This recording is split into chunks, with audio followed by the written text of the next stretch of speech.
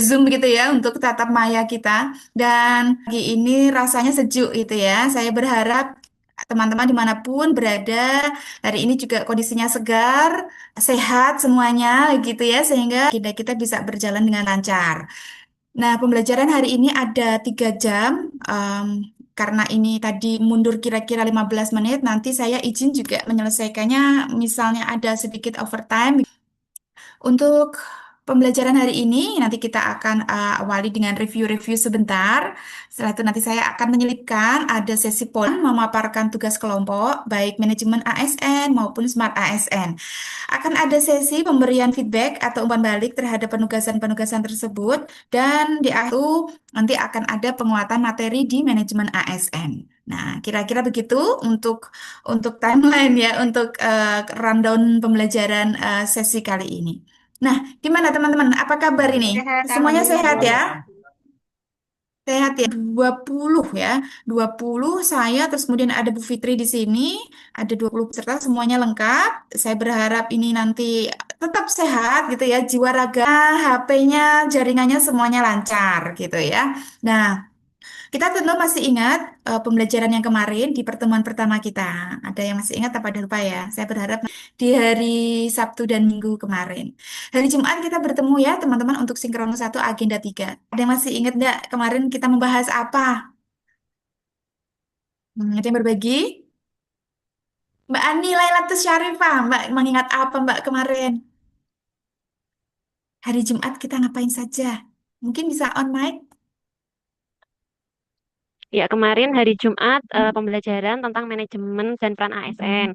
Kemarin awali dengan kuis ya Mbak ya.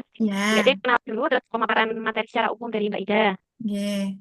Terus ya bagaimana kita apa namanya bisa eh bersesuai dengan tupoksi kita. Kemudian diperkenalkan juga dengan sistem merit dalam Oke, ASN seperti terima itu. kasih Mbak Ani.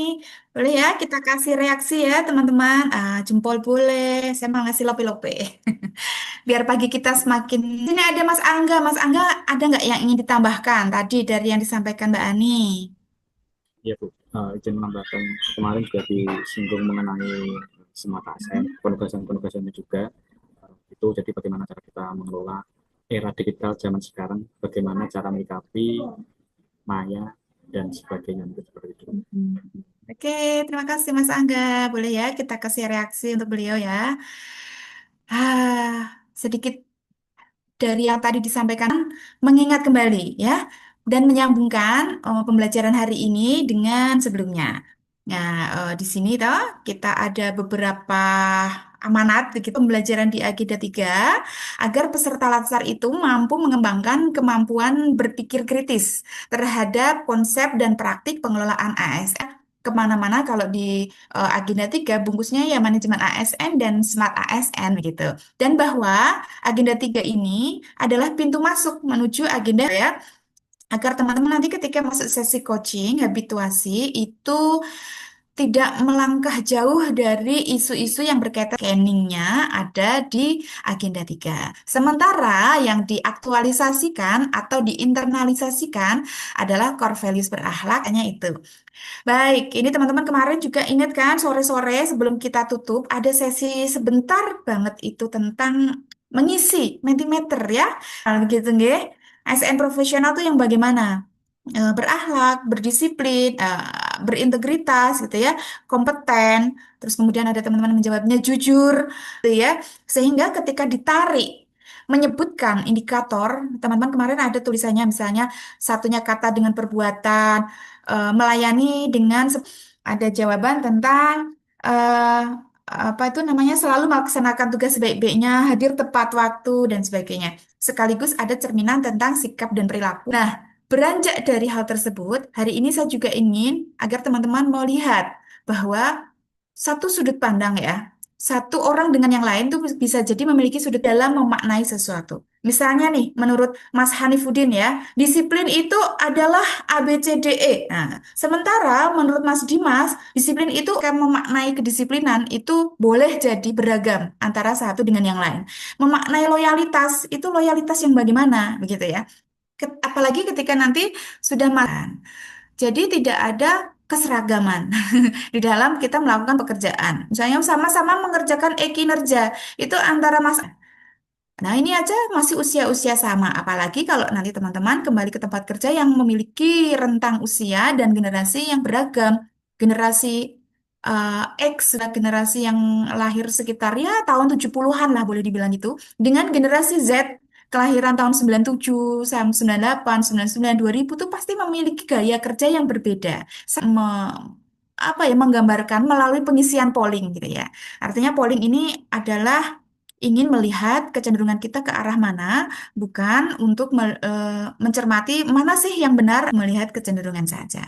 Teman-teman bisa bergabung di polling saya akan share screen dulu. Saya menggunakan poll everywhere, ini polling yang bergratis, saya aktifkan dulu. Bisa bergabung menggunakan kan dipastekan di meeting chat, saya tempel di meeting chat. Di sini juga saya tampilkan barcode agar bisa di-scan. Oke. Teman-teman, kalau sudah bergabung di polling ini, masuk ke dalam pertanyaan gitu ya. Pertanyaan itu nanti tolong disimpan dulu atau di-record. Klik tombol yang ada, beranjak ke yang berikutnya, ke soal berikutnya, klik next atau selanjutnya di pojok kanan atas. Monggo, sudah ada satu yang bergabung. Ada 6. Bisa lewat laptop, bisa lewat HP, silahkan. Mana saja yang menurut teman-teman nyaman. Sudah ada 13. Sudah separuh lebih yang bergabung. Hmm. Yang sudah bergabung bisa langsung menjawab pertanyaan dan next dan berikutnya begitu ya.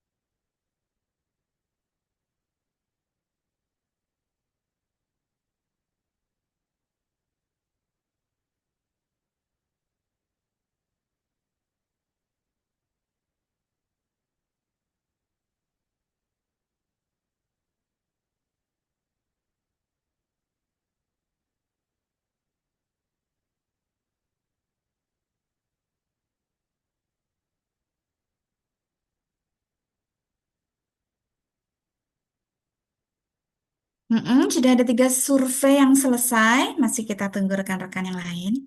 Nah, sengaja di agenda 3 ini saya sajikan ya penyampaian materi dengan menggabungkan aplikasi-aplikasi online begitu ya, agar nanti teman-teman bisa mengambil mengambil apa ya, hikmah gitu ya. Hikmah di mana kok diambil, agar bahwa memang cara kerja dengan memanfaatkan internet itu akan bisa jauh lebih murah gitu ya, kita bandingkan dengan model-model konvensional seperti saat latsar gitu, tidak meninggalkan keluarga, masih tetap bekerja dengan segala plus minusnya. Berdiklat juga tidak perlu ini ngeprint dan fotokopi polling gitu ya, atau paperless, dan sekaligus lebih hemat biaya. Harapannya nanti ketika teman-teman menjadi ASN itu kalau bekerja, kalau ada opsi di mana kita bisa tidak menggunakan anggaran atau dengan semurah mungkin agar bisa diambil. Kalau ada opsi kita bisa bekerja secara kolaboratif tanpa harus bertemu, tanpa harus menghabiskan banyak waktu begitu ya. Nah, itu juga diambil opsi tersebut agar manajemen ASN itu digandingkan dengan Smart ASN. Ini ada 4 yang masih kita tunggu. Tampaknya tidak semuanya ikut ya, nggak masalah. Ada 19, 15 survei setelah selesai. Mm-mm. Kita masih menanti. Mungkin ada teman-teman kita yang ya pertanyaan-pertanyaannya agak dilematis, Bu. Saya antara ini dan ini condong semua. Nggak masalah ya. Nanti kecenderungan kita lebih ke arah mana. Karena memang tidak ada apa ya, tidak ada keseragaman begitu ya. Bahkan gitu, kalau teman-teman melihat, oh ASN tuh seragamnya ini, itu pasti tidak semuanya sama. Pas itu kan keniscayaan. Kita nggak bisa kok langsung menganggap sesuatu itu salah. Apalagi kalau konteksnya itu tidak diketahui. Sudah ada 17 survei yang selesai, masih ada dua underway. Nah, we'll wait. Kita akan tunggu.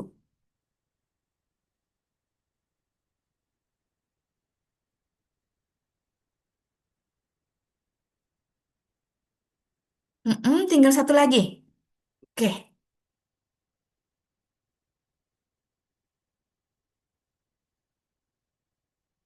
tinggal satu lagi. Satu lagi mungkin ada di pertanyaan-pertanyaan belakangan ya. Teman-teman boleh kita intip-intip pertanyaan di awal ya. Nah, sudah selesai rupanya. Dari pertanyaan, ASN profesional itu lebih penting mana? Disiplin waktu kah atau disiplin hasil? Ini rupanya untuk jawaban lebih banyak ya yang memilih disiplin waktu. Dimanapun ini disiplin waktu itu apa ya tidak ada toleransi misalnya hadir pukul 7.30 itu artinya kalau jenengan hadirnya 7.35 atau bahkan 7.31 itu dianggapnya sudah ini maksimal disubmit pukul 23.59 kok sudah melewati 1 menit setelahnya berarti sudah ganti hari. Kalau ukurnya jelas gitu ya untuk disiplin waktu. Namun kan yang mementingkan disiplin hasil ketimbang disiplin waktu. Misalnya gini ya, daripada gitu ya, daripada dikumpulkan buru-buru tetapi hasilnya tidak maksimal, ada toleransi sekitar 1 jam nah, gitu ya untuk terlambat dari sisi waktu tetapi hasilnya jauh lebih matang. Nah, ada tipe-tipe yang seperti itu. Jadi, kinerja yang lebih baik gitu ya, itu bisa diukur dari hasil. Maka kenapa di dalam e-kinerja BKN teman-teman melihat ada penilaian dari aspek kuantitas juga. Tetapi ini boleh ya, boleh jadi akan menjadi merupakan satu arahan baru bahwa profesional ASN tidak lagi dari jumlah saja, namun juga dari hasil atau dari kualitas. Pertanyaan kedua, gaya kerja yang paling Anda sukai sebagai ASN itu apa ini? Misalnya ya, sesuai SOP, keren. Memang begini, sesuai regulasi memang begini ya, teman-teman ya. Kerja-kerja kita terstruktur, fungsional kita itu kan jelas ya arahannya kemana. Berang, melakukan tugas-tugasnya guru. Yang guru juga tidak boleh menyeberangi peran-perannya begitu ya, menjadi seorang apa, misalnya penyuluh dan sebagainya. Saya Widya tugasnya bendahara dan sebagainya. Sesuai SOP, terstruktur. Yang memiliki tugas di unit eselon misalnya 3 atau unit eselon 4 tentu memiliki aturan-aturan kerja yang berbeda, yang terstruktur. Namun demikian, ada kondisi-kondisi tertentu, tipe kita mungkin terstruktur gitu ya. Namun kadang-kadang menghadapi sesuatu di mana kita itu dituntut aktif dan fokus kepada hasil. Misalnya apa nih? Suatu hari nih, misalnya di sini ada teman kita yang menjadi penghulu gitu ya. Penghulu ya tentang nikah, Bu, tentang pencatatan penegakan regulasi undang-undang perkawinan dan sebagainya. Namun suatu hari ada warga gitu ya datang ke KUA bertanya tentang hal-hal ASN Kemenak nih karena memang itu adalah panggilan tugas meskipun itu tidak sesuai SOP kita, tidak sesuai JF kita, tetap kita layani. Misalnya di sini juga ada kadang-kadang teman-teman kita ya, taunya beliau bekerja di kantor Departemen Agama. Nah, kalau masyarakat kan masih mengatakannya Kandepak gitu ya.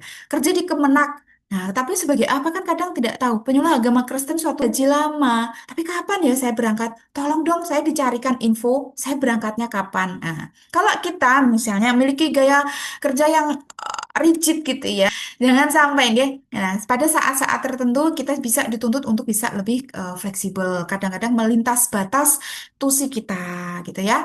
Atau SOP-nya peserta pelatihan itu harusnya ikut MOOC dulu peserta Latsar. Ikut MOOC setelah dapat nilai barulah. Namun ternyata ada kemungkinan MOOC dari LAN itu tidak bekerja dengan baik. Mungkin hang, mungkin ya dipakai. Sementara Bu, saya sudah diundang ini masuk ke Latsar. Bagaimana dong nilai MOOC saya belum dapat. Nah, dalam situasi ini kita tentu dituntut untuk bisa mensiasat. Siapa Mbak Aisyah ini nggak ikut latsar sekarang, besok sudah ganti temannya ini, sudah berurutan begitu ya. Ini datanya sudah masuk. Oke, sehingga diberi tenggat waktu minggu pertama menyelesaikan MOC. Itu artinya kita fokus pada hasil. Ada tipe-tipe kerja yang seperti ini agar kita nanti dalam melaksanakan tugas teman-teman tidak terlalu terkejut gitu ya dengan gaya-gaya kerja yang beda-beda.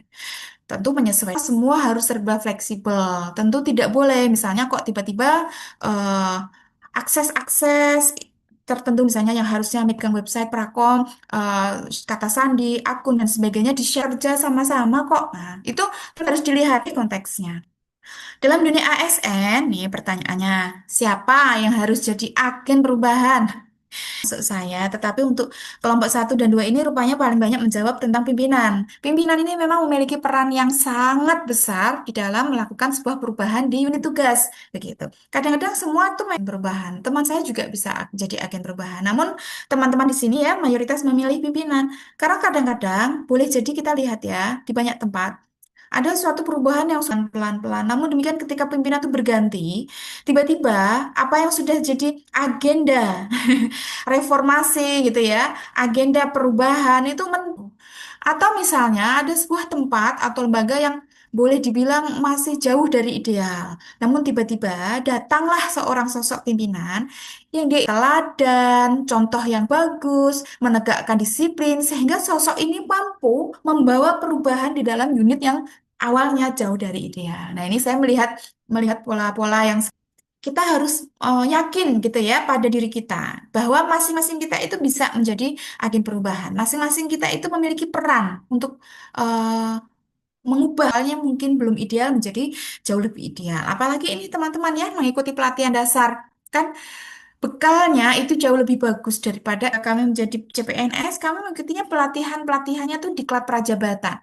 Jadi belum ada model-model habituasi, aktualisasi seperti sekarang. Belum ada dorongan-dorongan untuk nahan di tempat kerja. Nah, ini yang nanti akan kita usung dalam pelatihan dasar agar dalam agenda 4 habituasi itu teman-teman bisa melakukan perubahan gitu ya, bekerjanya dan sebagainya. Pertanyaan berikut, kalau ada aturan yang tidak relevan dengan kondisi sekarang nih, teman-teman ini mayoritas menjawab mengusulkan perubahan. Regulasi itu kan dibuat manusia ya, sementara manusia itu sendiri yang mengelola sistem. Kalau ada ketidaksesuaian, kita boleh untuk mengusulkan perubahan.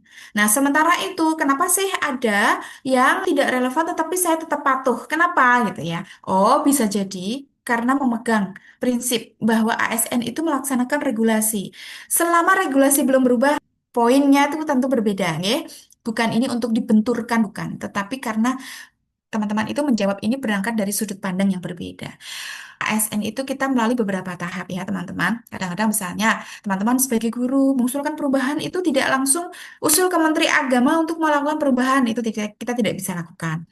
Kita bisa usulkan ya telaah-telaah kebijakan gitu ya.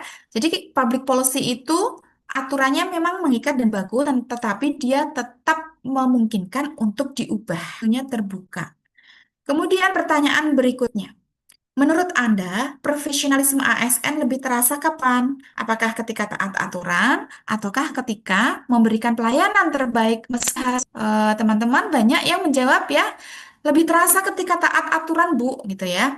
Nah, ketika tidak rasional gitu ya, saya sebagai ASN, saya sebagai PNS tuh patuh dan loyal itu nomor satu. Ya, seperti itu. Namun ada sudut sudut pandang yang berbeda. Saya Bu, ketika memberikan di situ akan terasa saya lebih profesional loh. Ketika saya bisa mengadaptasi kondisi yang berbeda dan saya bisa tetap memberikan layanan. Nah, ini tidak untuk dibenturkan sekali beda gitu ya. Contoh misalnya, saya sebagai widya iswara mengampu pembelajaran. Teman-teman peserta pelatihan diminta untuk mengumpulkan tugas. Tugas malam ini dikumpulkan hari ke-11 pukul ya. Nah, tiba-tiba nih pukul 11 malam ada yang WA saya. Bu, ini gimana laptop saya trouble. Saya akses lewat saya trouble, ini baru akan saya betulkan besok pagi dan sebagainya. Itu untuk akses BLC saya tidak bisa lewat HP, Bu. Ternyata ini saya ada persoalan bla bla bla dan sebagainya. Oke, mungkin kalau Anda mengumpulkannya besok ya Anda terlambat, itu akan mengurangi nilai gitu ya. Kalau Anda mengumpulkannya harusnya malam ini melalui BLC, nggak boleh lewat WA, kirimnya lewat BLC, nanti menuhin WA teman-teman. Karena kadang-kadang ada rasa kemanusiaan gitu ya. LMS dibuat memang untuk memudahkan, tetapi pada situasi tertentu, oke, apa-apa, silahkan kirim ke saya sebagai bukti Anda telah menyelesaikan melalui BLC, karena itu adalah aturan gitu ya agar lebih terdokumentasi agar yang tahu file itu tidak hanya saya tetapi juga panitia penyelenggara dia yang tahu. Nah, berarti saya berusaha nih menjembatani kondisi-kondisi kedaruratan atau kondisi-kondisi yang memerlukan disiasati. Ada kondisi-kondisi tertentu kadang-kadang pada saat melaksanakan tugas ya teman-teman kadang-kadang kita tidak menaati yang mengajar mapel atau pelajaran tertentu itu kan harus guru lulusan pelajaran tersebut nih. Misalnya mengajar matematika. Ini lulusan pendidikan matematika begitu ya. Dan mendapatkan guru-guru yang lulusan pendidikan matematika. Maka kadang-kadang dilihat nih, oh ada di sini guru misalnya, ada Ibu A gitu ya. Beliau titelnya SPDI, lulusan PAI gitu ya. Tetapi beliau pinter matematika, dimintalah ngajar matematika. Terpaksa Bu di sini nggak bisa ini em, mengontrak guru lain. Nanti juga kalau kami ngontrak apa darahnya terbatas, dua nanti JP Anda juga masih kurang. Anda harus terpenuhi JP wajib mengajarnya sehingga Ibu meskipun lulusan PAI ya diminta untuk mengajar matematika. Kadang-kadang ada ya teman-teman kita akan kalau bisa memilih, apakah Anda lebih suka bekerja di lingkungan yang diberi kepercayaan dan tanggung jawab, ataukah di lingkungan yang penuh arahan dan banyak nih jawabannya. Lebih suka bekerja di lingkungan yang di mana Anda diberikan kepercayaan dan tanggung jawab. Nah, sementara ada kalau bekerja itu ya ada arahannya, ada pengawasannya gitu ya. Nah, eh, ini ada gaya kerja yang beragam gitu ya. Misalnya ini saya kasih contoh nih, misalnya di sini teman-teman kan generasi-generasi Z gitu ya. Amanat, tolong dong buatkan surat undangan untuk rapat nanti sore. Surat undangan rapat nanti sore. Tolong ya nanti jam 9 suratnya saya tunggu di Sri Kandi, nanti mau segera diverifikasi, begitu kata pimpinan ya. Buat surat diberi tanggung jawab pukul 9 mau diverifikasi. Langsung cari contoh. Nggak usah apa tuh namanya izin Bu suratnya yang seperti apa ya. Anda tipe yang lebih suka bekerja di lingkungan yang diberi kepercayaan dan tanggung jawab akan satu mencari contoh dari manapun ya. Kedua mencari KNA, tata naskah dinas, format suratnya dilihat. Habis itu cek pegawai yang mau diundang bla bla bla bla. Surat baik Bu, nanti saya jam 9 saya akan konfirmasi kembali. Ya, karena Anda diberi kepercayaan dan tanggung jawab. Setelah itu Andi tolong dicek untuk perbaikan dan lain-lain, nanti bisa dikembalikan ke saya. Tetapi kalau tipenya ya, misalnya orang-orang seperti era saya begitu ya, Mbak Ida saya tunggu ya gitu. Oh baik Bu, saya bikin dulu nih. Saya print gitu ya, atau saya capture, screenshot, saya WA-kan. Apakah begini? Mohon arahannya. Nah begitu ya. Jadi, oh oke. Oh anu Mbak, redaksinya kurang bagus nih. Tolong dong yang bagian ini diedit. Oke, cek, cek, cek, cek. Saya screenshot lagi. Silakan Bu, ini yang sudah saya edit. Apakah ada perbaikan di komponen lainnya? Oh, di awas formatnya, fontnya beda nih. Tolong dong, fontnya dirapikan. Nah, ada pengarahan-pengarahan, ada pengawasan-pengawasan, dan kalau sudah yakin baru saya upload lah itu di tipe-tipe begini beragam. Teman-teman nanti akan mendapati di tempat kerja ada sih tipe pekerja yang sedikit-sedikit minta diarahkan, sedikit-sedikit senang kalau diawasi pimpinan gitu ya. Jadi lebih nyaman kalau sendirian. Tetapi ada tipe yang ketika diberi kepercayaan itu justru lebih termotivasi. Wah, aku diberi kepercayaan nih, aku akan menampilkan cara kerjaku ya, yang truly genuinely me begitu. Optimal ketika teman-teman tuh diberikan tanggung jawab penuh. Mana yang lebih mencerminkan profesionalisme ASN menurut Anda? Apakah cara kerja dan loyalitas? Ini nampaknya peringkat pertama di adaptif dan berdampak ya. Jadi cara kerja kita ini memang sudut pandang yang baru gitu ya. Jadi ASN profesional itu di mana kita patuh saja terhadap regulasi dan aturan gitu ya, tetapi diukur juga dampak kerjaan kita itu seberapa dalam gitu ya. Kerjaan kita terhadap masyarakat yang dilayani. Kalau guru terhadap anak-anak yang dididik gitu ya. Kalau penyuluh dan penghulu tentu lebih ke masyarakat. Kalau di Kemenag juga sama. Jadi pihak-pihak yang kita layani, mereka puas, mereka tentu bisa meningkatkan gitu ya outcome namanya ya, dampak yang lebih luas gitu. Teman-teman juga nantinya di beberapa tahun mendatang tuntutan terhadap adaptif. Nah, adaptif ini kan luas ya cakupannya. Salah satunya memahami sedang ada dalam kondisi yang bagaimana situasi dan sikap kita. Di sisi lain, kita memegang teguh regulasi. Di sisi lain, kita itu melek terhadap situasi yang berubah-ubah. Maka, menjadi sosok ASN atau PNS yang adaptif, ada pihak yang menyatakan bahwa profesionalisme ASN Bu itu lebih tercermin ketika dia itu patuh dan loyal. Itu tidak bisa kita salahkan ya.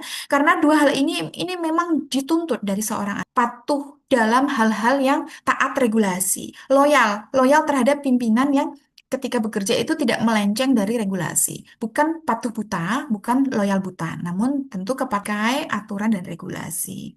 Menurut Anda, apakah ASN Gen Z bisa lebih profesional dari generasi sebelumnya? Nah, ini menimbang dan menilai diri jenengan semua nih ya, teman-teman ya. Lebih profesional jika diberi ruang dan pembinaan. Rupanya ini mendapat jawaban yang terbanyak. Dan hanya beberapa ya yang menjawabnya tidak karena kurang pengalaman dan orientasi jangka panjang. Banyak yang menjawabnya positif ya, profesional. Satu, teman-teman ini masuk CPNS-nya begitu ya, melalui CAT, melalui seleksi yang saya lihat itu jauh lebih transparan gitu ya. Rekrutmen CPNS di tahun misalnya 2000 dan sebelum tahun 2000-an gitu ya. Jadi dari sejak rekrutmen CPNS-nya juga lebih akuntabel. Terus teman-teman ketika menjadi nilai-nilai berakhlak, habituasi, aktualisasi, paham tentang manajemen ASN, begitu. Kemudian ketika nanti jenengan menjadi PNS, sudah menduduki jabatan fungsional. Jadi betul, kalau Anda berpikiran positif, diberi ruang dan pembinaan Bu ASN nasional, begitu ya. Nah, kemudian di pertanyaan yang terakhir, apa yang paling penting untuk membentuk ASN Gen Z yang profesional? Ini rupanya jawaban teratas adalah semangat pribadi. Dibentuknya itu kan melalui latsar, melalui pembinaan, melalui apa ya? Teman-teman pastinya ada di sini penguatan-penguatan unit organisasinya gitu ya. Lebih sadar tentang nilai berakhlak.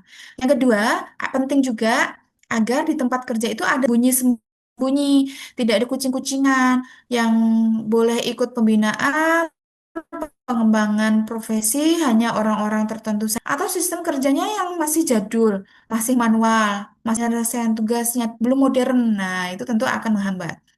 Penting juga untuk membentuk ASN Gen Z yang profesional melalui pelatihan berkelanjutan. Pelatihan dasar semacam ini penting. Kemudian juga nanti teman-teman ada pembekal entah kampus, entah unit-unit yang menyelenggarakan, ada manajemen talenta gitu ya, manajemen pelatihan berkelanjutan diselenggarakan oleh kementerian dan lembaga. Dan nyata dari pimpinan agar pimpinan tidak hanya omong-omong saja, tidak hanya ya sebaiknya kita bla bla bla. Kalau orang zaman dulu era saya tuh bilang itu jargoni itu ya. Ya jargoni. Istilahnya ngajari beraksi nyata yang bisa memberikan teladan real agar bisa diikuti oleh bawahannya atau pihak-pihak yang dibina seperti itu. Nah, ini teman-teman memiliki eh, sudut pandang yang lebih luas bahwa di tempat kita bekerja dan dimanapun itu tipe-tipe orang bekerja itu beragam. 99 2000 beberapa tahun lagi ASN entah itu PNS atau P3K yang masuk dalam unit tugasnya jenengan semua ini akan diisi oleh anak-anak yang lebih muda-muda ini ya. Semua ada berapa teman-teman pelatihan dasar itu masih baru lulus gitu ya, kelahiran tahun 2001, ada mungkin kelahiran 2002 saya belum nemu. Itu masih fresh graduate, masih baru lulus beberapa bulan begitu ya. Terus kemudian ikut. Nanti teman-teman ini akan menemui banyak generasi-generasi yang jauh lebih muda dan lebih beragam, memiliki cara kerja yang lebih berbeda, memiliki sikap yang berbeda gitu ya. Nah, kesadaran itu kita tumbuhkan sebagai basis untuk menjaga harmoni di tempat kerja. Era saya gitu ya, yang jadul dikit-dikit minta dibantu. Kalau ada aplikasi-aplikasi, Mbak, tolong dong ini gimana ya, Mbak? Kok nggak dicatat sih? Sini Bu, saya ajari Bu, sini saya jelaskan langkah-langkahnya. Tapi tolong ya sambil dicatat, biar nanti kalau lupa bisa ingat, gitu ya, bisa lah. Wah, maneka warna banyak ragamnya nih ya. Nah, kemarin ya, teman-teman ketika di akhir sinkronis satu ada penugasan, nggih. Isu aktual di tempat kerjanya atau dimanapun yang berkaitan dengan satu manajemen ASN atau berkaitan dengan smart ASN. Deskripsikan isunya, ada misalnya di situ latar belakang dan sebagainya agar menjadi landasan bahwa isu yang diangkat bukan berdasarkan asumsi. Kemudian sajikan juga ya apa solusi gitu ya, solusi alternatif isu tersebut terhadap tempat kerja, terhadap masyarakat, terhadap apa yang menjadi sasaran binaan kita gitu. Gimana kita presentasinya kelompok satu atau kelompok dua dulu ini? Kelompok dua dulu ya, nggak apa-apa ya. Nanti disusul dari kelompok satu. Karena kemarin saya membaginya, maaf ya teman-teman ya, kalau misalnya saya membaginya kelompok besar, karena saya berangkat dari memahami waktu kita tidak banyak. Namun kalau lagi jadi kelompok kecil, jadi kelompoknya isinya 5-5, nggak masalah. Tapi nanti yang presentasi cukup dua saja, nggih. Yang lain bisa mengamati gitu ya, arah presentasinya. Oke, kelompok dua tentang apa ini? Kelompok dua ada Mas Vicky, ada Mas Bayu, ada Mas Gozi, ada Mas Hanif. Ini bentuknya share screen atau bagaimana Iya, Bu share yang screen. kemarin? Iya Mas Alia, share screen aja. Mas Handita, share screen. Nanti silakan speak gitu ya, presentasi silakan. Luwes saja.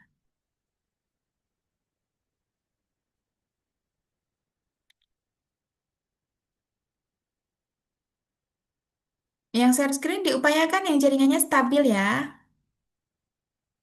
Atau kalau nanti misalnya teman-teman kok merasa jaringannya kurang stabil, kameranya bisa di-off-kan. Mm-mm. Izin saya screen Bu Ida. Jam, Mas.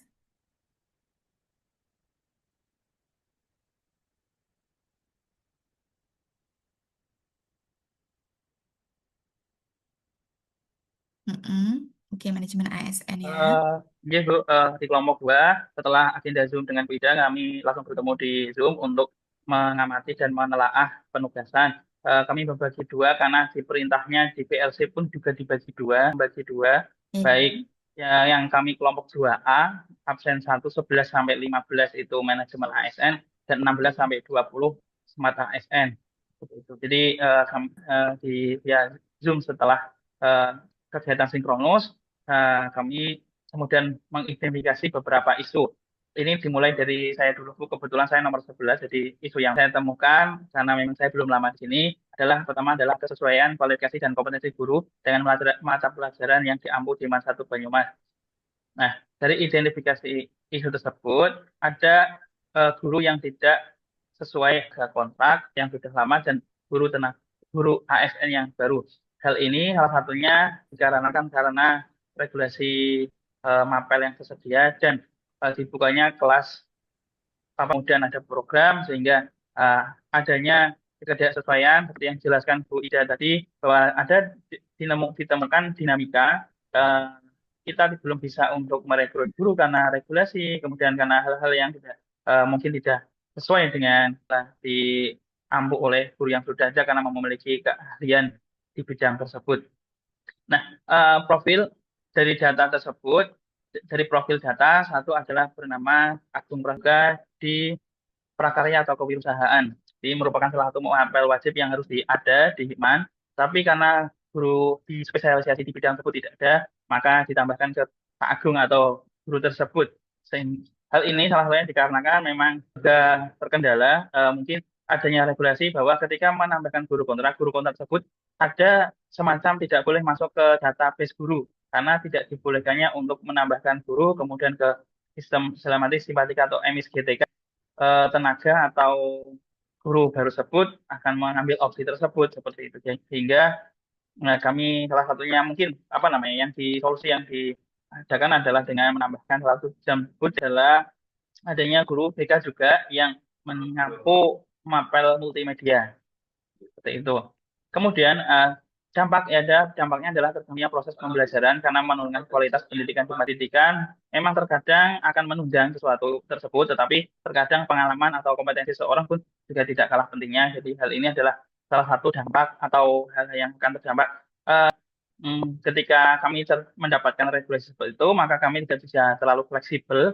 Kemudian dari pihak guru juga mungkin terbebani karena harus mungkin belajar kemudian apa namanya hal-hal yang bersifat administratif dan non administratif yang harus disiapkan. Kemudian dari siswanya juga tidak mendapatkan mungkin seperti di kelas anak merupakan lulusan dari SMP Telkom atau SMP Multimedia yang ingin melanjutkan dengan aspirasi bahwa sekolah di mana sekolah negeri akan mendapatkan fasilitas yang atau guru yang sangat mumpuni seperti itu. Dan kemudian alternatif isu yang ditawarkan adalah melakukan mencari-cari untuk bagi guru bukan guru baru tetapi guru lama yang mau untuk mencabang atau guru tamu seperti itu dan itu sudah didapatkan tetapi tidak seluruh masalah tersebut sehingga masih diadakannya guru lain mapel tidak linear kemudian memberikan guru untuk melanjutkan jenjang pendidikan yang lebih tinggi atau mendapatkan kursus rujukan di madrasah. Mungkin itu saja Bu Ida yang dari saya mengawali, mungkin bisa Ya. dilanjutkan atau diberikan Isu yang kedua ya, tembak. untuk Min 3 Demak, monggo. Ya, terima kasih John ya atas waktunya Pak Handi dan Bu Ida. Ini yang isu kedua terjadi di satker saya yaitu di Min 3 Demak ya, kompetensi pada Min 3 Demak. Nah ini kebetulan terjadi ke saya sendiri ya. Nah, ini identifikasi isunya berdasarkan SK Pengangkatan CPNS 2024. Ini belum Pak Adis. Namun karena ada salah satu kendala, karena ada salah satu guru di Mendikbud yang kemarin beberapa bulan lalu meninggal, akhirnya saya pada kenyataannya ditugaskan sebagai guru kelas, sebagai pengganti beliau. Gitu. Sistem merit dan kedudukan serta peran ASN. Sedangkan mohon izin Pak Hadi, jangan di stop Ya. dulu. Ya. Nah, sistem merit menekankan pada penempatan sesuai kualifikasi, kompetensi, dan kinerja, sedangkan kondisi saat ini menurut jabatan yang ditetapkan. Mungkin data dan faktanya yang pertama itu dari CPNS saya. Ini mohon maaf saya hanya share Iya, link aja nggak ya Bu, apa-apa. karena kalau butuh memenuhi halaman. Terus yang kedua kondisi sekolah yang saya sampaikan tadi, adanya cibah yang tidak bisa terhindarkan. Ya, akhirnya salah satu guru atau tenaga kerja di Mendikbud bukti atau data yang selanjutnya yang C, penugasan saat ini berdasarkan pada data internal Mendikbud tahun ajaran 2025 dan 20, atau 2026. Itu ada yang data yang keempat kualifikasi akademik. Latar belakang kan saya S1 PAI sebenarnya. Ini mungkin mendukung pengajaran matematika. Tapi namun juga memiliki kompetensi pedagogis yang umum sehingga dianggap mampu mengatasi kurikulum. Kurang ke bawah dampak dan pihak yang terkena dampak jika isu ini tidak diselesaikan. Yang pertama dampaknya terhadap ASN, potensi penurunan motivasi kerja. Kemudian yang kedua terhadap mutu pembelajaran nanti pada kelas 5A khususnya yang kelas yang saya ampuh berpotensi kurang optimal karena kemudian yang ketiga terhadap sistem merit dampaknya menurunnya kredibilitas implementasi sistem merit di lingkungan kerja. Yang keempat terhadap pengembangan sesuai formasi yang dapat mempengaruhi penilaian kompetensi di masa depan. Nah, itu dampaknya. Kemudian pihak-pihak siapa saja yang terkena dampak sesuai informasi. Kemudian dua, siswa kelas 5A. Itu siswa yang saya ajak. Kemudian alternatif pemecahan isu. Mau di scroll ke bawah sedikit lagi, Pak. Tapi jangka menengahnya mengusulkan penambahan formasi guru kelas pada pengajuan formasi CPNS atau P3K berikutnya. Disampaikan Pak Auliani, itu sebenarnya 11-12 sama, Ya. Bu. Kayak gitu, khususnya. Kemudian kalau jangka panjangnya memperkuat manajemen SDM antara guru yang formasinya apa dan kompetensinya apa, kebutuhannya apa gitu. Yang terakhir mengoptimalkan pelaksanaan sistem merit sehingga penempatan ASN benar-benar berbasis kualifikasi dan kebutuhan oleh dari atau isu yang ketiga.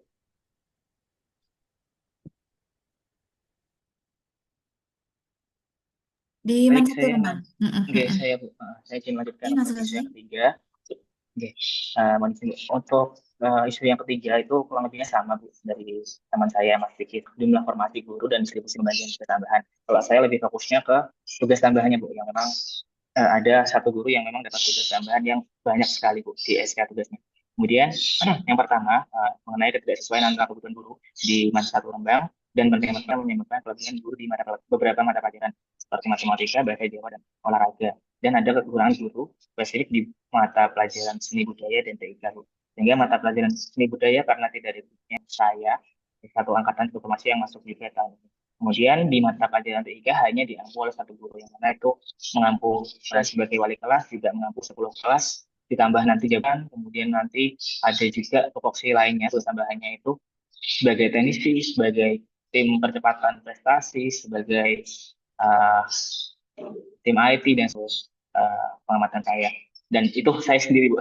Kemudian ada yang antara usia guru yang senior dan guru muda itu selalu timpang. Jadi memang rentang usia yang untuk guru, khususnya untuk guru-guru baru. Jadi yang terakhir itu di tahun 2019 kalau untuk yang Jabanas. Sehingga untuk regenerasi gurunya juga tidak terlalu baik. Kemudian tidak adanya lembaga pendidikan seperti sehingga menyebabkan banyak tugas tambahan pada guru mata pelajaran tiga. Kemudian datanya berdasarkan SK-nya Bu, SK tugas dan pembagian tugas guru maupun tugas tambahan itu sudah saya lampirkan tapi dalam bentuk link, boleh di bawah Mas Andi. Oke. Untuk bukti-buktinya saya lampirkan link aja ya Bu, karena memang Iya. banyak sekali.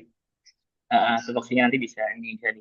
Kemudian untuk dampaknya saya sendiri juga saya baru bekerja sebagai seorang guru sehingga saya perlu beradaptasi karena diberikan beban tambahan sehingga mungkin akan terjadi meskipun saya siap tapi mungkin guru merasa tidak termotivasi dan kurang optimal dalam pengambilan pelajaran terlebih dengan tugas tambahan yang berlebih dan yang ketiga siswanya tidak mendapatkan ilmu atau pengalaman maksimal. Kemudian pihak yang terkena dampak yang pertama adalah guru yang dengan tugas tambahan berlebih, baik itu saya maupun gurunya, kemudian yang kedua siswa, dan yang ketiga dari guru mata pelajaran lain yang mengangkat tupoksi menjadi guru mata pelajaran seni budaya. Kemudian untuk alternatif isu pemecahan masalahnya bisa diturunkan, Mas Adi. Nah, yang pertama, mengevaluasi sistem penerimaan pegawai berdasarkan kebutuhan instansi terkait dengan memperhatikan kesediaan guru dibutuhkan instansi. Itu mungkin untuk ini ya, Bu. Itu di luar kapasitas saya. Kemudian yang kedua, mengevaluasi sistem bagian beban tugas kerja dengan memperhatikan kompetensi guru. Yang ketiga, mengadakan forum terbuka terkait pemberian tugas tambahan, tugas tambahan secara berkala. Jadi untuk info saja, Bu, jadi tahun kemarin itu guru TIK itu dihandle oleh 3 guru mapel yang berbeda, Bu. 3 guru. Sedangkan semenjak saya masuk malah itu limpahkan ke saya semua, Bu. Jadi menurut saya sih paling tidak ada satu guru yang menemani saya untuk membantu pekerjaan saya sendiri. Terutama di tugas tambahan kalau untuk mengajar memang sudah bloksinya, Ibu. Gitu. Itu dari bisa Ya, dilanjut untuk isu yang selanjutnya. ya, terima kasih Mas Gosi. Ya, silakan. Satu lagi isu Ya, keempat. selanjutnya saya Ibu. Monggo Mas Bayu. Ya, selanjutnya terkait belum terwujudnya pelayanan untuk semua agama di Kawah Jepara. Untuk identifikasi isunya, kalau penyekatan di Kabupaten Jepara hingga saat ini masih khusus untuk umat Islam aja. Sementara itu, secara nasional telah muncul wacana transformasi KUA sebagai pusat pelayanan keagamaan untuk seluruh agama, termasuk pencatatan administrasi keagamaan lintas agama. Terkait data dan fakta, dalam artikel Ombudsman Republik Indonesia Selasa 15/04/2025, untuk linknya ada di bawah gitu. Untuk link beritanya, Kementerian Agama sudah melakukan pemetaan layanan publik yang rencananya akan diberikan oleh KUA Kecamatan untuk semua agama. Di antaranya pendaftaran perkawinan, pencatatan, penerbitan surat rekomendasi, bimbingan pranida, layanan, konsultasi keluarga kita Cukaya bagi yang beragama Buddha, keluarga Sakina, keluarga Kristiani, dan keluarga Bahagia Katolik. Layanan lainnya adalah penerbitan identitas rumah ibadah, surat rekomendasi bantuan rumah ibadah disampaikan oleh Kementerian Agama secara nasional. Di Kawah sendiri, khususnya Kawah Jepara itu belum melakukan satupun ya wacana tersebut. Jadi masih terkhusus untuk umat Islam. Nah, dampaknya apa? Islam saja, maka akan terjadi diskriminasi pelayanan berdasarkan agama. Nah, hal ini tentunya bertentangan dengan prinsip pelayanan publik yang inklusif dan non-diskriminatif 2009 tentang pelayanan publik. Selanjutnya, dampak yang kedua yaitu KUA sebagai lembaga pemerintah di bawah Kementerian Agama akan dianggap tidak profesional dan tidak merata untuk semua agama yang diakui negara. Lalu, dampak yang ketiga yaitu ketika lembaga negara dianggap hanya melayani satu kelompok, dapat muncul sentimen eksklusivitas keagamaan. Nah, hal ini bisa memicu ketegangan antar umat negara tidak netral dalam urusan agama.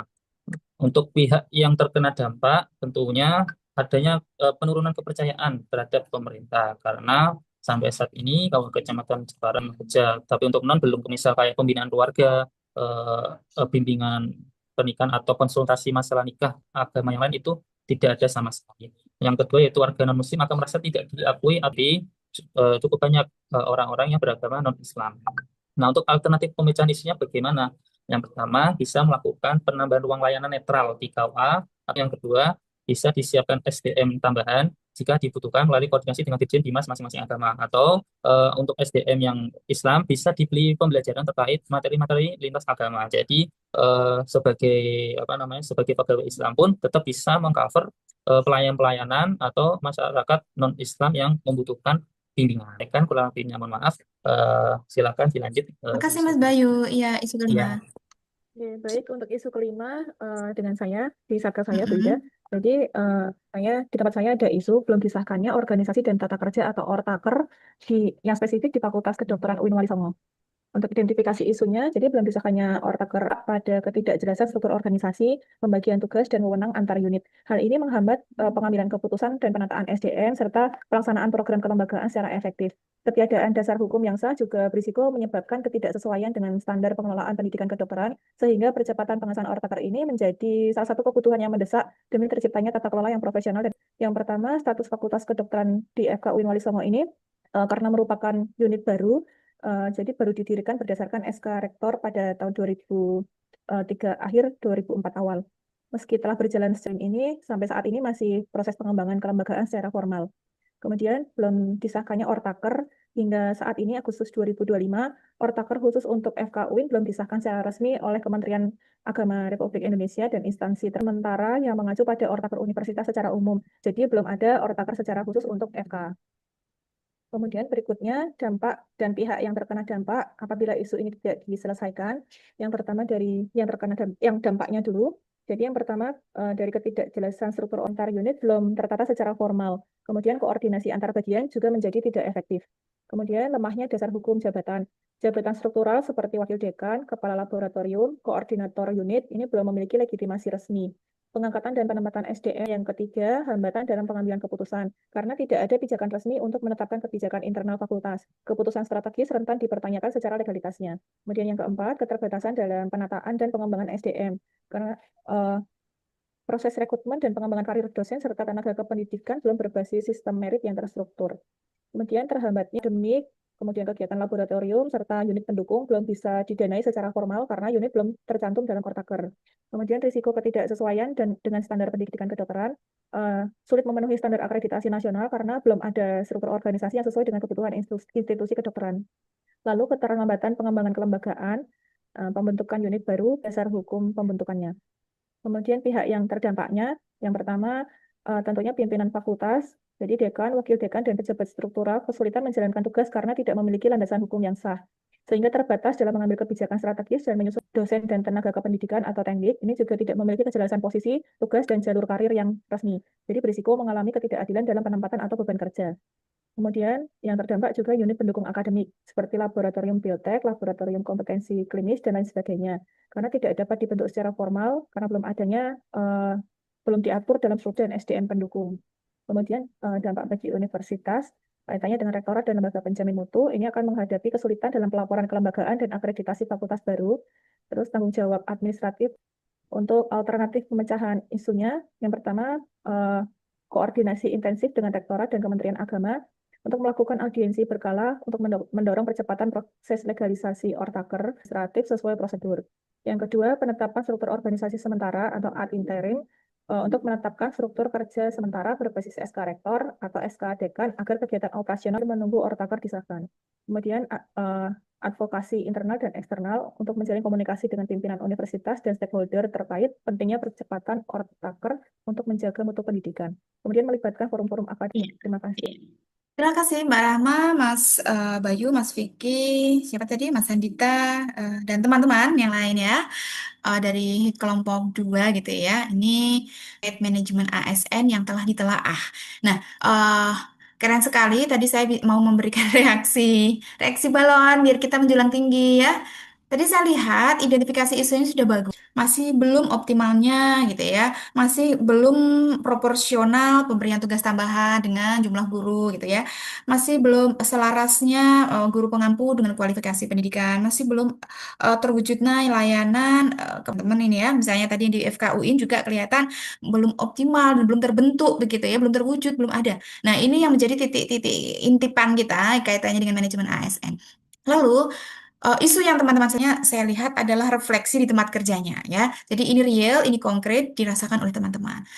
Kuat klaimnya, saya boleh bilang begitu. Kemudian ketika mengusulkan alternatif ya, alternatif pemecahan isu kan bahkan ada yang banyak gitu ya. Tetapi dari semua alternatif isu itu bagus semuanya. Nanti ketika teman-teman masuk ke dalam rancangan aktualisasi, yang akan kita intervensi adalah ya, yang realistis dengan kemampuan kita, dengan posisi kita sebagai CPNS, misalnya begitu ya. Contoh, tadi pada saat mismatch guru pengampu dengan kualifikasi keahlian. Masalahnya merekrut begitu ya. Oh, tentu merekrut itu penting, tetapi yang main di situ bukan saya sebagai CPNS. Oke, yang kedua apa gitu. Yang kemudian yang ketiga adalah mengadakan kursus guru-guru yang akan diberi tugas mengampu mapel yang tidak sesuai dengan kualifikasi keahliannya. Nah, itu menjadi opsi. Oh, saya bisa nih melakukan itu. Jadi dari sekian alternatif penyebab dari suatu masalah terjadi, tetapi alternatif yang akan diambil teman-teman pada saat nanti masuk ke agenda 4 adalah pemecahan isu yang bisa kita intervensi sesuai dengan kemampuan sebagai CPNS, sesuai dengan wewenang kita gitu ya, dan sesuai dengan jangka waktu yang tersedia. Nah, saya tadi lihat itu ya, ada misalnya isu yang satu, kemudian kedua dan ketiga. Meskipun yang ketiga ya, tadi yang tidak proporsionalnya antara tugas tambahan gitu ya dengan SDM yang tersedia itu memang ada di situ kita pahami bahwa sebetulnya perlu ada analisis beban kerja yang real gitu ya di tempat kerjanya. Ada 10 guru ini di sini. Beban kerjanya guru ini apa tuh? Jangan sampai misalnya di sini, ah Mas Vicky ini sudah guru baru, fresh graduate misalnya, pinter mapelnya Quran suka, berarti kan kompetensi pedagogisnya bagus ini ya. Terus kemudian beliau juga ahli IT, kemudian beliau juga hafid, jadi nanti bisa mengampu program-program apa ini? Ke Mas Vicky Aziz ini, gara-gara beliau dianggap kompeten di segala bidang. Nah, ini jangan sampai terjadi. Karena seakan-akan ini, wah keren nih, dia jadi ternyata, tadi kan di analisis dampak ya, jangka panjangnya tidak sehat nih. Guru merasa terbebani. Kemudian, dia tidak memiliki waktu untuk mengembangkan kompetensi lebih baik lagi, dimanapun dia berada. Kok hanya bertumbuh pada satu dua SDM itu tidak sehat, gitu ya. Tidak ada delivery tugas ya, job desk-nya itu tidak jalan gitu. Sehingga yang tadi alternatif pemecahan isu yang disajikan bahwa harus ada rotasi dan sebagainya. Ini yang ada di teman-teman ya. Nah, pemecahan-pemecahan isu itu tadi ya, itu adalah hasil refleksi teman-teman. Bagaimana sih cara saya itu bisa perubahan? Nah, besok ketika teman-teman di agenda 4, nanti kan mulai ya agenda coaching agenda 1, 2, 3, besok mulai bimbingan rancangan aktualisasi. Teman-teman lebih mengerucut begitu ya, lebih mengerucut kepada pemecahan isu di kelompok 1. Saya harap kelompok 1 ini yang Smart ASN ya, atau mungkin ada sub kelompok yang membahas Smart ASN. Monggo dari kelompok 1. Apakah Mas Adi, apakah Mbak Nggih, mohon Ani, izin apakah menyampaikan Mas sebentar, Bu. Arfianto? Nggih, yang kelompok Oh, apa J, namanya membahas Smart J ASN itu Mas kelompok Adi. 1B itu ada absen 6 sampai 10. Kelompok saya itu membahas manajemen Mm-mm. ASN. Nah, ini mohon izin saya mewakili kelompok kami memohon maaf ternyata ada kesalahpahaman tugas. Yang kelompok saya bahas itu sesuai dengan PPT yang jenengan sampaikan itu membahas isu-isu aktual yang terjadi. Jadi bukan Nggak di apa-apa. apa namanya cuma Nggak yang masalah. kami bahas cuma satu isu aja tidak apa-apa gitu. Oh, nggak apa-apa. Ya. Oh, nonton. Yang kaitannya dengan Oh, Smart ASN monggo yang saja. kelompok 2B berarti. Heeh. Nggih, Jadi kelompok 1B. 1B nggih. Mbak Hidayatun misalnya, nggak Oh, itu Mbak disebut. Ya, nggih. silakan. Apakah kelompok 1B sudah Pak bisa on mic? Pak Dimas berkenan. Bismillah. Nah,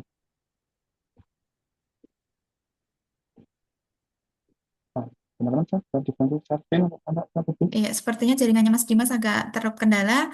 Nanti bisa sambil off cam, teman-teman yang jaringannya bagus bisa membantu untuk share Cukup screen-nya. lihat. Oh, Mas Dimas, Jadi, sudah, baik, sudah. Bismillahirrahmanirrahim. Assalamualaikum warahmatullahi wabarakatuh. Terima kasih kepada Waalaikumsalam. Bu Ida yang telah memberikan kesempatan untuk kelompok kami bisa mempresentasikan. Sebenarnya Bu, kami punya beberapa isu yang sudah kami kumpulkan, namun yang akhir-akhir ini terjadi yaitu kaitannya dengan Provinsi Jatim diretas pada Maret 2023. Nah, ini tentunya isu ini tidak hanya terjadi pada apa namanya institusi ini, namun bisa terjadi di institusi kita. Nah, di sini bahwa berita ini disampaikan bahwa situs Badan Penelitian dan Pengembangan Balitbang tidak hanya diretas, ternyata disusupi oleh situs judi online. Dan ini mungkin teman-teman bisa browsing, tidak hanya situs ini saja, beberapa situs juga dihinggapi, disusupi hacker. Bahkan yang terakhir dari teman-teman rumah sakit kemarin menyampaikan situs punya narkotik, psikotropik. Jadi kalau teman-teman apa namanya kerja di rumah sakit seperti itu, tiap sebulan sekali kami melaporkan narkotik dan psikotropik itu dipakai berapa detail seperti itu aja kena situs judi online seperti itu. Nah, isu ini tentunya kita kalau tidak hati-hati, situs kita itu bisa juga terkena serangan seperti ini. Jadi, situs sudah terkena disusupi judi online seperti itu. Nah, dari sini kita bisa memahami bahwa ternyata pelakunya adalah orang Indonesia sendiri yang dia bekerja sama. Nah, di sini sudah apa namanya sudah tertangkap seperti itu bahwa dia mempunyai keuntungan 10 juta bisa meretas situs balitbank.pemprov.go.id. Nah, kemudian yang bersangkutan juga mengaku bahwa dia diberi sejak tahun 2022. Kemudian ternyata salah diselidiki bahwa dia tidak hanya meretas situs punyanya Balitbank Jatim, ternyata dia pernah juga meretas punyanya Bawaslu juga. Jadi dia tidak ada motif apa-apa, dia hanya ingin menyampaikan bahwa apa namanya isu atau pesan ini dituliskan bahwa zaman dulu korupsi adalah hal yang memolukan. Sekarang terdakwa Dendi ini juga pernah melakukan debadging namanya, mengubah tampilan web yang ada dengan yang dia inginkan. Ada pesan khusus yang disampaikan bahwa di sini yang bersangkutan ini didakwa apa namanya terkena pasal undang-undang UU ITE seperti itu. Kemudian aku Ya. Terus kemudian ini Mas dampaknya dan alternatif pemecahan isunya. itu Oh iya, lepas sendiri ya tadi ya.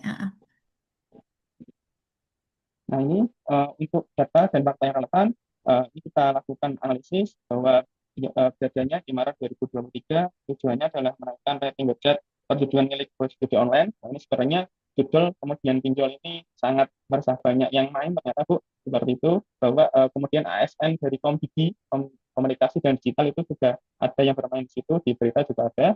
Nah, ini saling berkaitan seperti itu. Kemudian apa namanya, pihak-pihak yang dirugikan langsungnya adalah situs resmi Balitbank Jatim kehilangan fungsi normalnya karena dialihkan ke situs judi online. Jadi dengan adanya digitalisasi ini, efek negatifnya itu juga ada kalau kita tidak hati-hati. Kemudian kerugian citra orang, karena publik bisa mengira situs tersebut memang mempromosikan judi. Jadi kalau tidak hati-hati, masyarakat yang tidak tahu akhirnya coba-coba seperti itu. Kemudian kerugian teknis, perlu biaya dan tenaga untuk memulihkan sistem, memperkuat keamanan juga terjadi di masyarakat atau pengguna situs. Nah, kerugian informasi, warga yang mengakses situs untuk keperluan penelitian atau informasi resmi tidak bisa mendapatkan layanan yang dibutuhkan.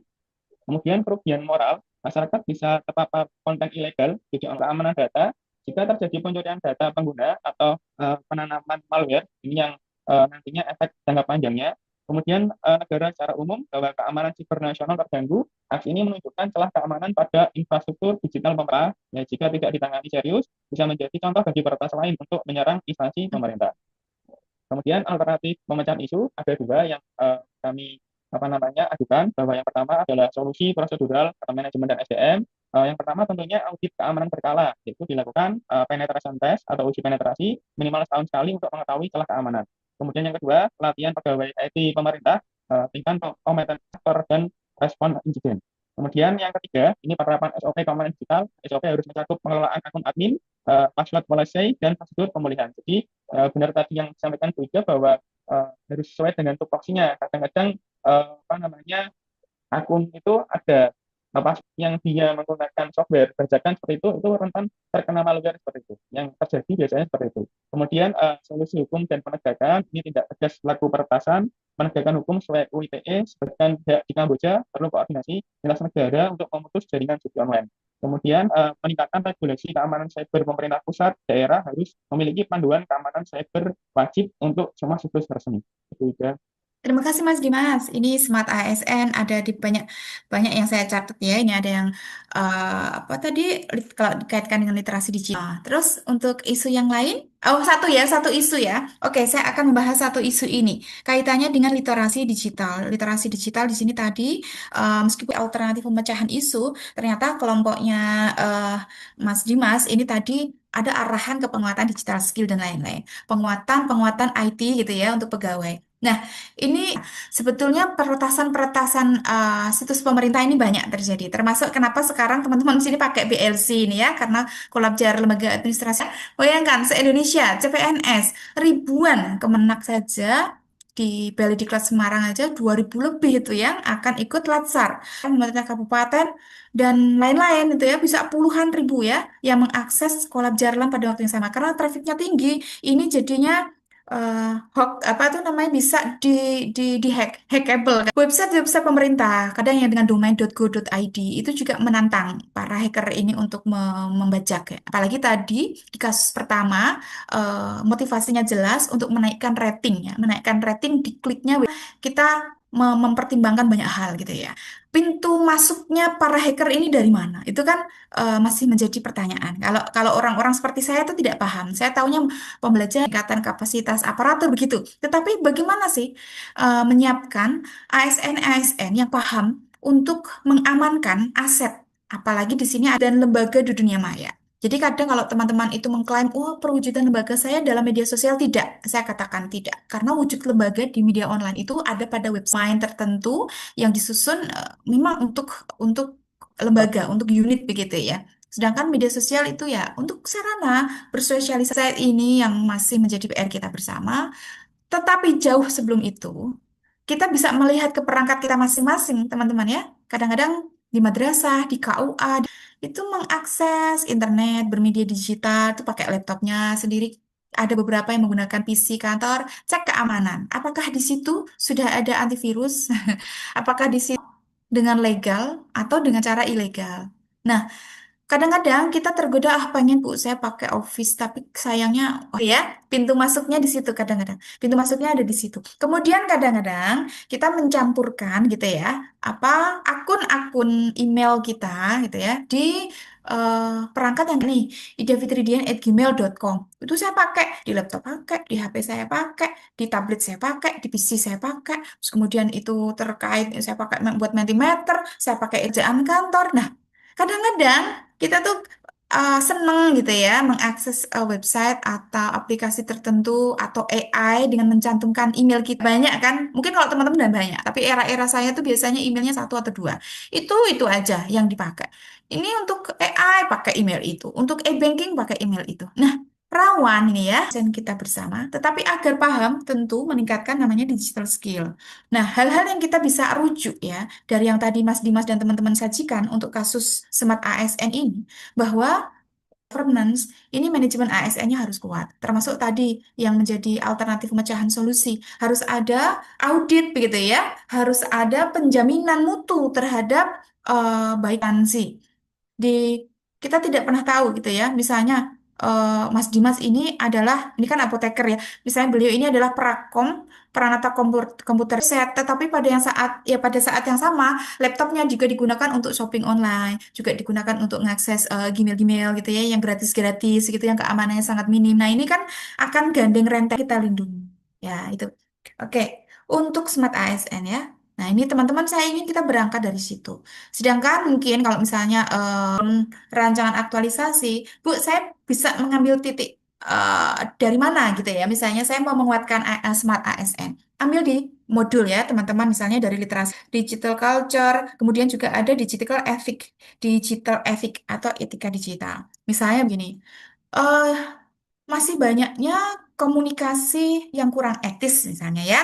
Eh, Komunikasi publik atau komunikasi lembaga tercampur dengan komunikasi privat. Atau misalnya masih banyak adanya pegawai gitu ya yang belum paham, belum bisa membedakan antara ranah privat dan ranah publik informasi kantor. Kadang-kadang terjadi ya, terjadi kita tanpa sengaja membagikan data-data kantor, membagikan data-data pihak-pihak yang kita layani demi agar dilihat orang betapa sibuknya kita gitu ya. Selesai jam 4 baru selesai gitu sambil capturing momen gitu ya. Misalnya kita mendata sesuatu atau rapat sharing lah hasil rapat kurang menggembirakan entah bagaimana padahal gitu ya membagi informasi-informasi tersebut yang kaitannya dengan digital culture ini tadi yang disajikan oleh teman-teman kelompok satu ini mewakili ya demi gitu ya demi meraih gitu ya mengorbankan atau membajak situs pemerintah kita sendiri. Nah, ini kan loyalitas kita sebagai WNI ini kan dipertanyakan gitu, nggih. Nah, ini tentu tidak mau ya teman-teman ini melihat eh, implementasi penguatan literasi digital di lembaga masing-masing. Penyuluh agama mungkin akan banyak menelaah tentang digital skill, menelaah tentang digital safety juga bisa. Tapi dari titik mana kita bisa melakukan perubahan?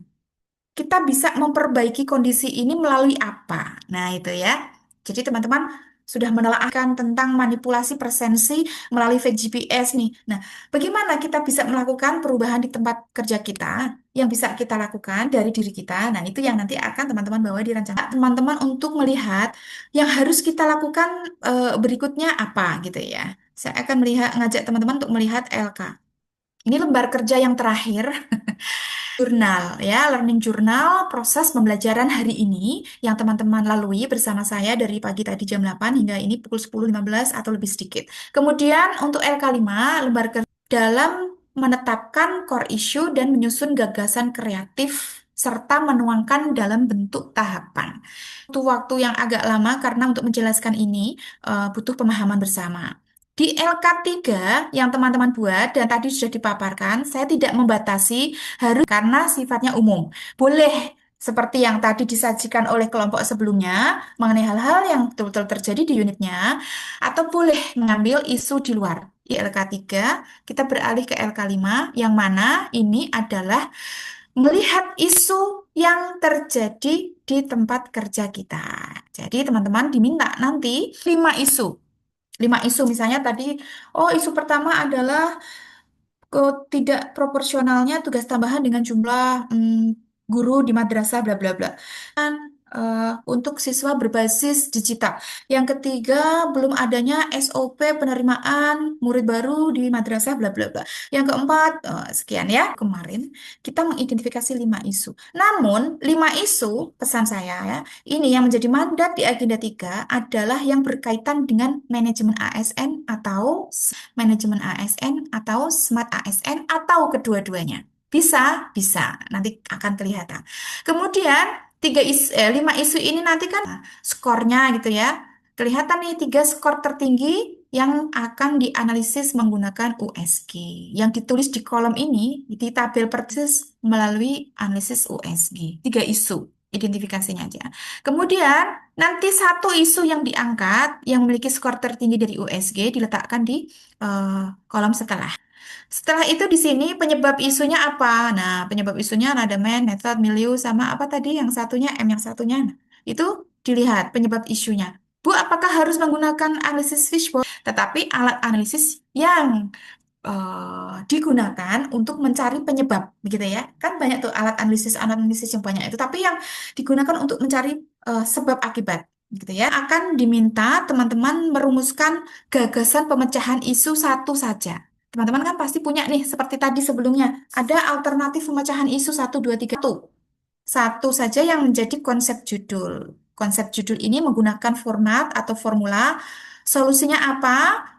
Seperti tadi misalnya isunya Mas Bayu gitu ya, belum terwujudnya layanan semua agama di KUA Kecamatan Jepara. Itu kan, nah misalnya solusinya adalah penyediaan ruang layanan semua agama untuk mewujudkan layanan publik eh, apa ya, yang transparan, bebas diskriminasi di KUA Kecamatan. Mengetengahkan solusinya apa, kemudian isunya apa, dan lokusnya di mana.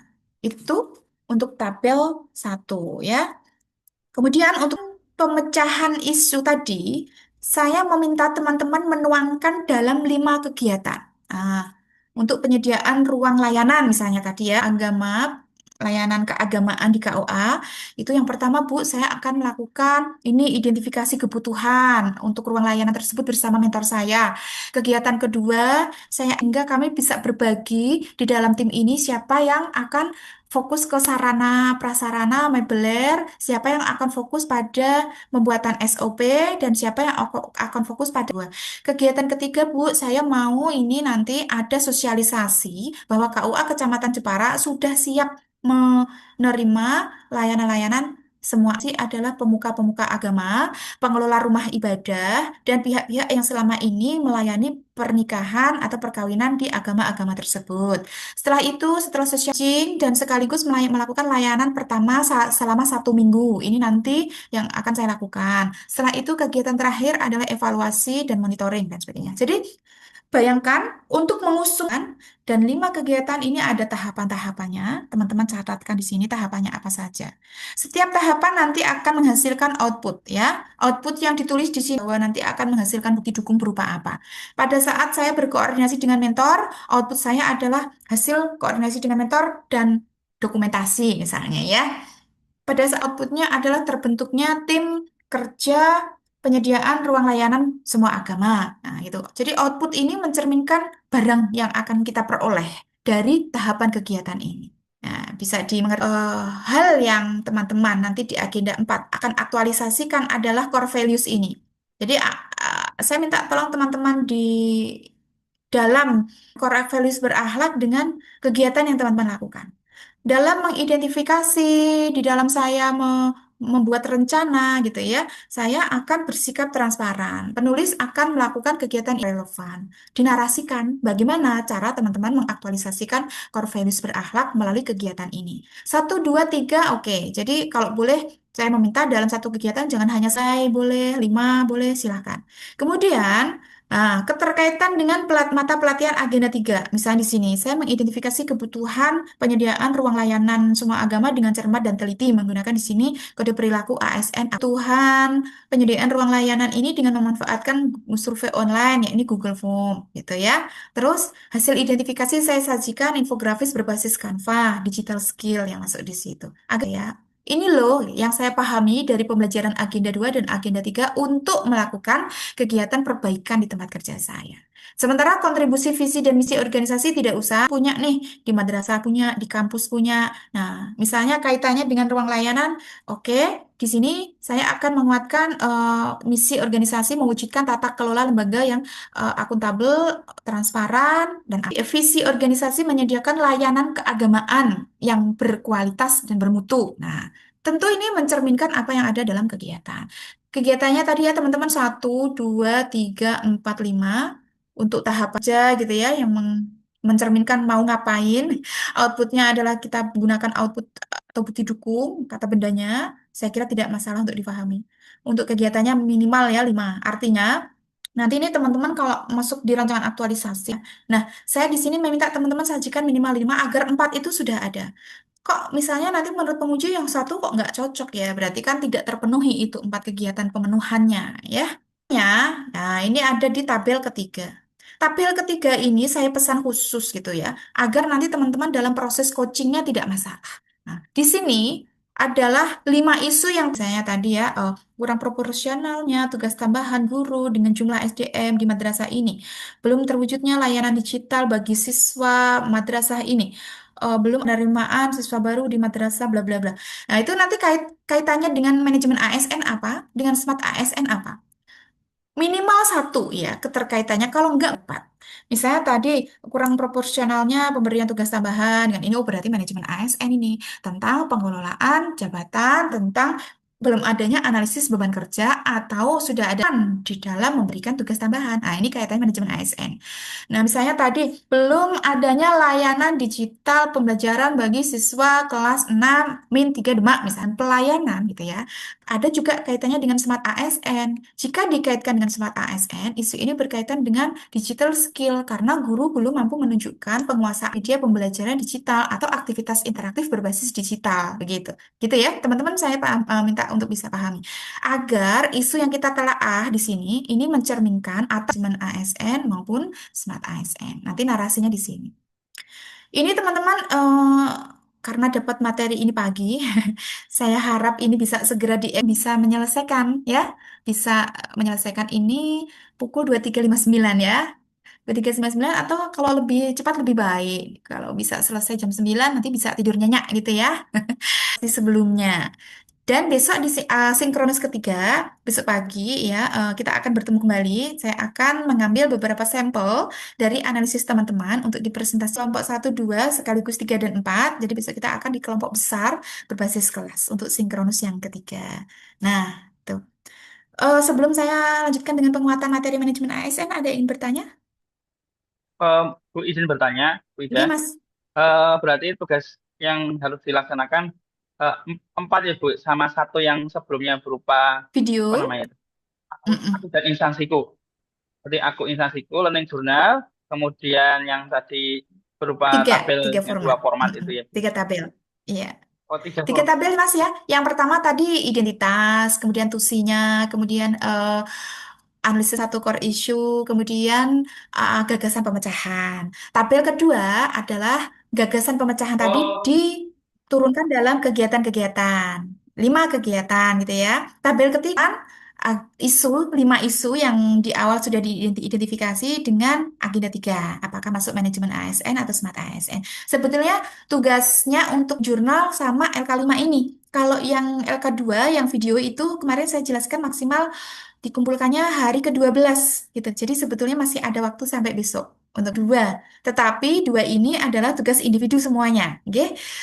Apakah boleh Bu, nanti saya mengerjakan tugas individu ini bersama berdiskusi bersama teman-teman? Silahkan. Caranya adalah cerminan isu-isu yang terjadi di tempat tugas kita. Begitu? Bisa difahami deh? iya Bu, sudah, Iya, alhamdulillah. iya, iya. Oke. Kalau sudah oke, tidak ada persoalan gitu ya. Saya ingin lanjutkan untuk penguatan di ASN-nya. Tentu teman-teman dari kemarin kita ada sesi kuis dan sebagainya gitu ya. Acuan dalam manajemen ASN kita adalah Undang-Undang ASN terbaru nomor 20 tahun 2023. Ada 14 bab, 77 pasal dan pokok perubahan dari undang-undang sebelumnya nomor 5 tahun 2014 adalah keenam hal ini.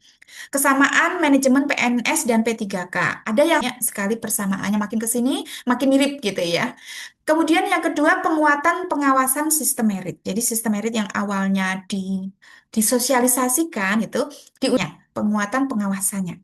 Terus yang ketiga adalah mengenai penetapan kebutuhan PNS dan P3K. Ini lebih advance lagi dari ASN sebelumnya, undang-undang sebelumnya. Yang keempat, penataan tenaga honorer. Dan yang keenam, digitalisasi manajemen ASN termasuk di dalamnya adalah transformasi komponen manajemen ASN.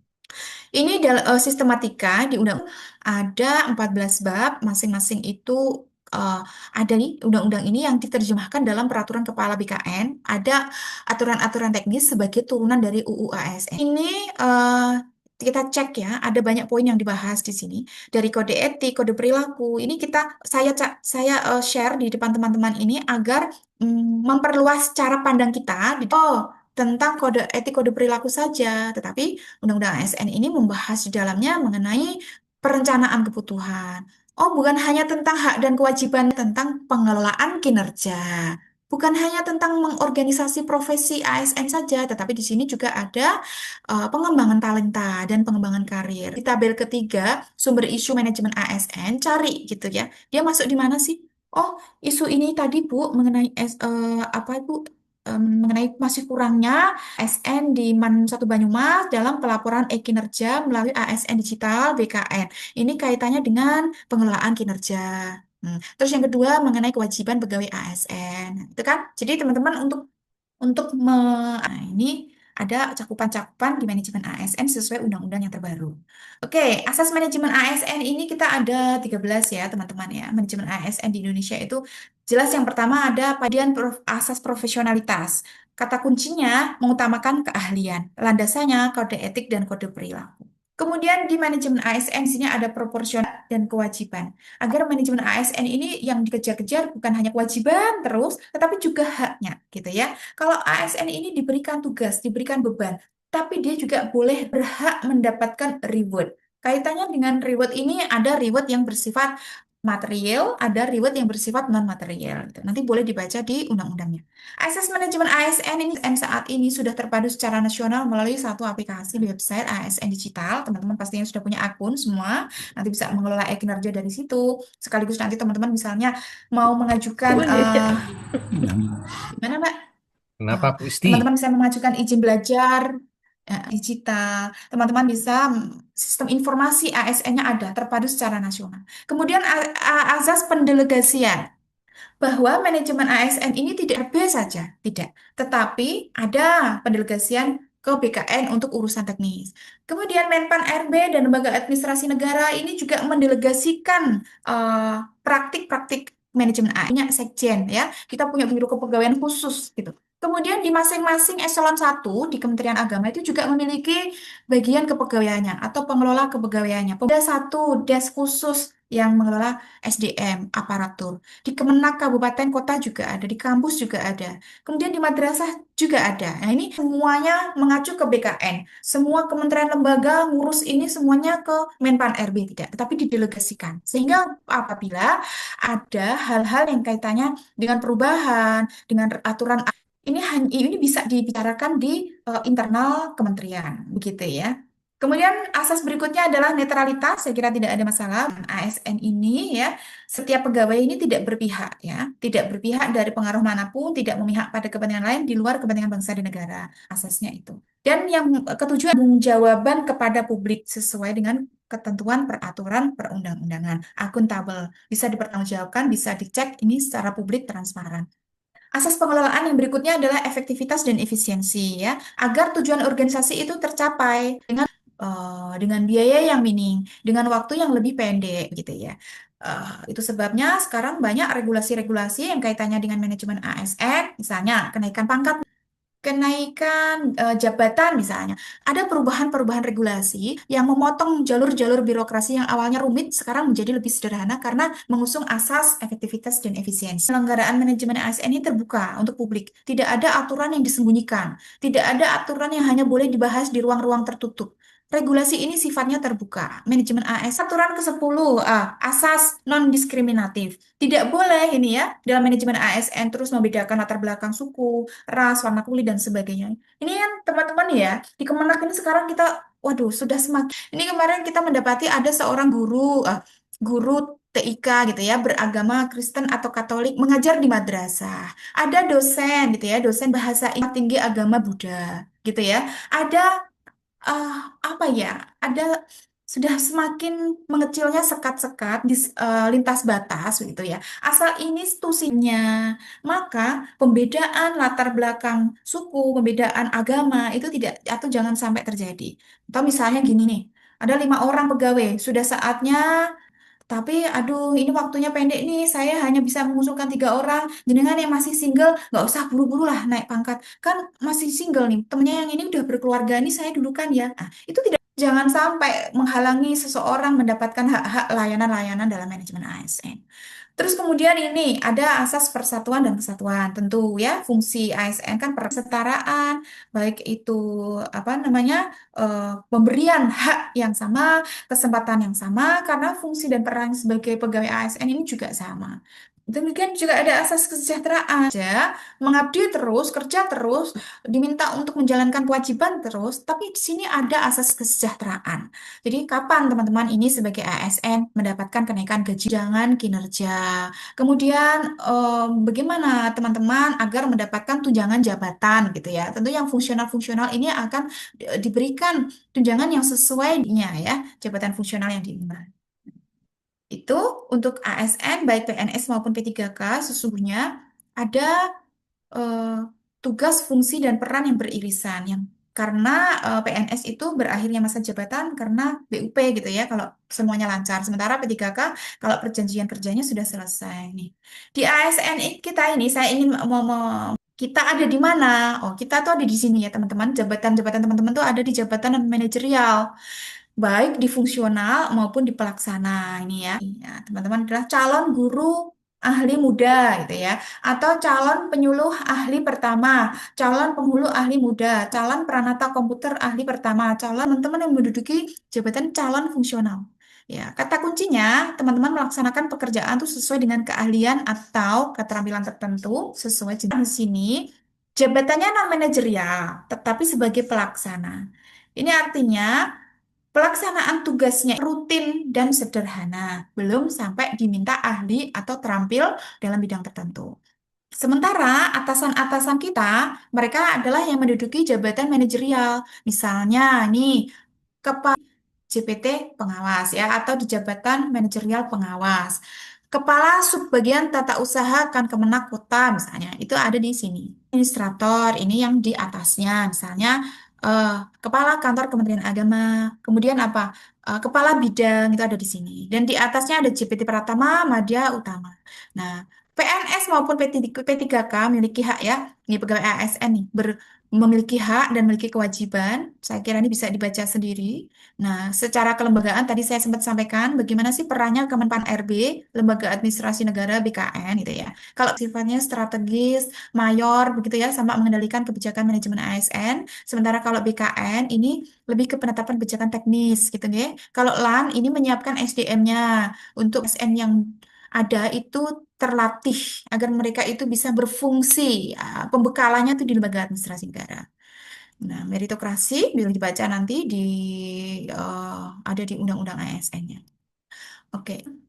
Saya berharap akan banyak membaca dan menelaah di bagian pengembangan talenta, pengembangan karir, pengembangan kompetensi gitu ya. Karena kita jangan terlena, sudah terbebani oleh pekerjaan, sehingga maka sekarang makin banyak ini forum-forum pengembangan kompetensi, baik itu melalui webinar, seminar, BIMTEK, pelatihan dan sebagainya. Itu ini sudah pukul 10.31, saya overtime-nya banyak sekali. Saya kira tidak banyak yang bisa saya sajikan dalam pertemuan sinkronus karena waktunya juga boleh dibilang hanya 3 JP gitu, tetapi pembelajaran asinkronus ini sangat luas. Harap semuanya lancar, semuanya sehat gitu ya. Tugas-tugas kita terselesaikan dengan baik. Besok kita bertemu kembali pukul 8 eh, di Zoom ini juga gitu. Saya akhiru salah ucap menyinggung perasaan teman-teman. Saya mohon maaf yang setulus-tulusnya. Saya akhiri billahi taufiq wal hidayah. Wassalamualaikum warahmatullahi wabarakatuh. Salam sejahtera, selamat siang. Waalaikumsalam. Assalamualaikum warahmatullahi wabarakatuh. Iya, Terima kasih, Bu. ya sama-sama. Ini Mas Komi, hmm, nggak ada ya. Oke, teman-teman boleh leave Zoom.